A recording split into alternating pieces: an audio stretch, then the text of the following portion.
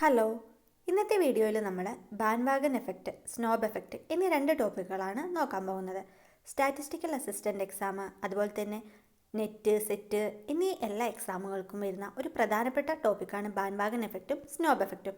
Micro എക്കണോമിക്സിൽ വരുന്ന ടോപ്പിക്കുകളാണ് ഇത്. അപ്പോൾ നമുക്ക് ഈ ഒരു ടോപ്പിക്ക് നോക്കുമ്പോൾ ഈ ഒരു ടോപ്പിക്കിൽ നിന്നും വരാൻ ചാൻസ് ഉള്ള ക്വസ്റ്റ്യൻസ് ഏതൊക്കെയാണെന്ന് ഫസ്റ്റ് നോക്കി നോക്കാം. First question: Men consumers try to be different and exclusive by demanding less of a commodity that is popular among people. The phenomenon is known as Veblen effect, Snob effect, bandwagon effect, none of the above. Second question: what is the bandwagon effect in consumer behavior? People buy goods based on personal preferences. Personal preferenceൻ്റെ അടിസ്ഥാനത്തിൽ people goods buy ചെയ്യാണ്. Second, people buy goods at റാൻഡമായിട്ട് goods purchase ചെയ്യുകയാണ്. People avoid goods that are popular ആയിട്ടുള്ള goods ഇല്ലേ, അതെന്ത് ചെയ്യാണ്, ആളുകൾ അവോയ്ഡ് ചെയ്യുകയാണ്. People demand goods because others have them, മറ്റുള്ളവരുടെ കയ്യിൽ ആ പ്രോഡക്റ്റ് ഉണ്ട്, ആ ഗുഡ് ഉണ്ട്, അതുകൊണ്ട് ആളുകൾ പർച്ചേസ് ചെയ്യുകയാണ്. ഇതിൽ ഏതാണ് ബാൻവാഗൺ എഫക്റ്റ് എന്നാണ് സെക്കൻഡ് ക്വസ്റ്റ്യൻ വന്നിരിക്കുന്നത്. അപ്പോൾ ഈ രണ്ട് ക്വസ്റ്റ്യൻ്റെ ആൻസർ എന്ന് പറയുന്നത് നമുക്ക് ഈ ക്ലാസ്സിൻ്റെ ഏറ്റവും ലാസ്റ്റ് നോക്കാം. ആ ക്ലാസ്സിൻ്റെ ലാസ്റ്റ് നോക്കുമ്പോൾ എന്താ പറഞ്ഞിട്ടുണ്ടെങ്കിൽ നിങ്ങൾക്ക് തന്നെ ഇതിൻ്റെ ആൻസർ കണ്ടുപിടിക്കാൻ പറ്റുന്നതായിരിക്കും. അപ്പോൾ നമ്മൾ ഫസ്റ്റ് നോക്കുന്നത് ബാൻവാഗൺ എഫക്റ്റ് എന്താണെന്നാണ്.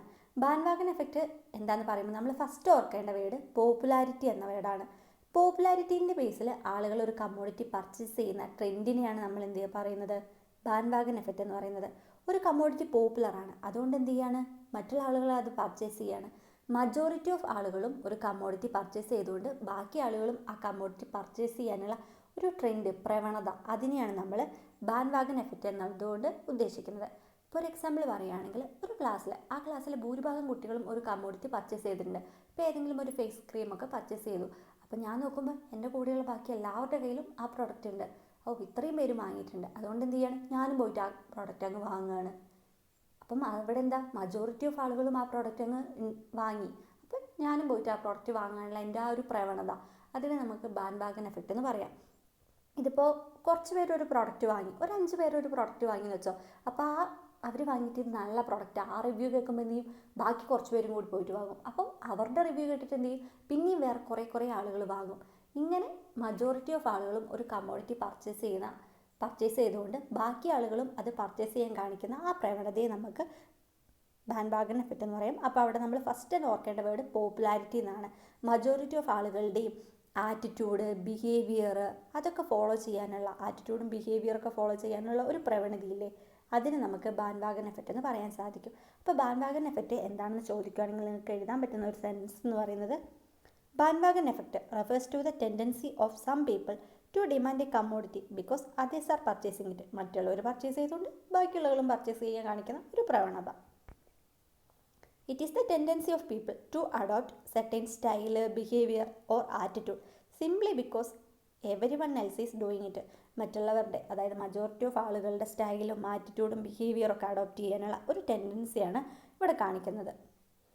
ഇപ്പോൾ ബാൻവാഗൺ എഫക്റ്റ് എന്ന് പറയുമ്പോൾ നിങ്ങൾ പോപ്പുലാരിറ്റി എന്ന് പറഞ്ഞ വേർഡ് മാത്രം മനസ്സിലോർത്താൽ മതി. അത് ഓർത്തിട്ടുണ്ടെങ്കിൽ തന്നെ നിങ്ങൾക്ക് ഇതിൽ നിന്ന് ഏത് ചോദ്യം വന്നിട്ടുണ്ടെങ്കിലും എഴുതാൻ സാധിക്കുന്നതാണ്. അടുത്ത സ്നോബ് എഫക്റ്റ്. ഈ ബാൻവാഗൺ എഫക്റ്റിൻ്റെ നേരെ ഓപ്പോസിറ്റാണ് സ്നോബ് എഫക്റ്റ് എന്ന് പറയുന്നത്. സ്നോബ് എന്ന് പറഞ്ഞ വേർഡിൻ്റെ മീനിങ് ഫസ്റ്റ് തന്നെ നിങ്ങൾ ഓർക്കേണ്ടതാണ്. സ്നോബ് എന്ന് പറഞ്ഞാൽ ഒരു സുപ്പീരിയർ ക്ലാസ് പീപ്പിളിനെയാണ് ഉദ്ദേശിക്കുന്നത്.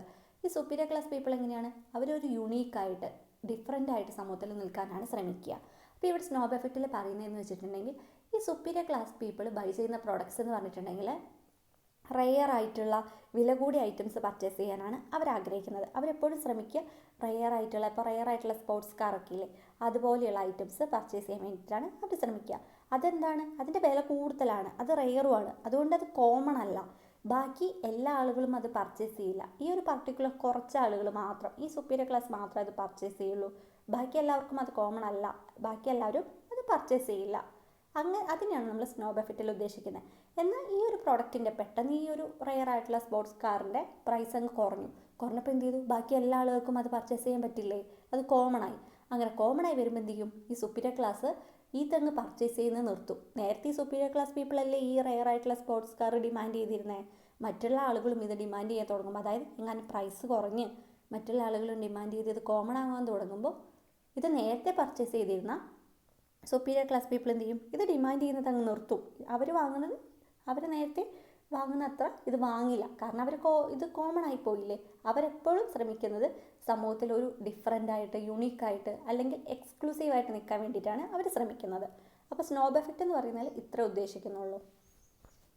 Snob effect refers to the tendency of some people to buy less of a commodity to the extent that other consumers are buying more of this good.